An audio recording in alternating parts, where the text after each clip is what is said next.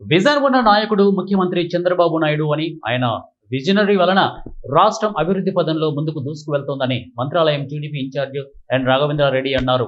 కర్నూలు జిల్లా కోసగి మండలం సజ్జలగుడ్డం గ్రామంలో సుపరిపాలనలో తొలి అడుగు కార్యక్రమంలో భాగంగా మండల కన్వీనర్ జ్ఞానేష్ ఆధ్వర్యంలో ఇంటింటికి తిరిగి ప్రభుత్వం అందజేస్తున్న సంక్షేమ పథకాలు అందుతున్నాయా లేదా అని ప్రజలను అడిగి తెలుసుకున్నారు.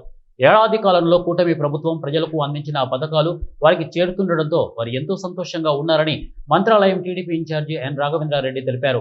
గ్రామంలో ఈరమ్మ, పద్మావతమ్మ అనే తల్లులు తమ పిల్లలకు నలుగురికి తల్లికి వందనం కింద డబ్బులు 52,000 అకౌంట్లో జమ అయ్యాయని, గత వైసీపీ ప్రభుత్వంలో ఒకరికి అమ్మఒడి డబ్బులు పడ్డాయని అన్నారు. ప్రస్తుత ప్రభుత్వం ఆర్థికంగా తమకు ఎంతో మేలు చేసిందని మంత్రాలయం టీడీపీ ఇన్ఛార్జి ఎన్ రాఘవేంద్రారెడ్డికి ఆమె సంతోషంగా తెలిపారు.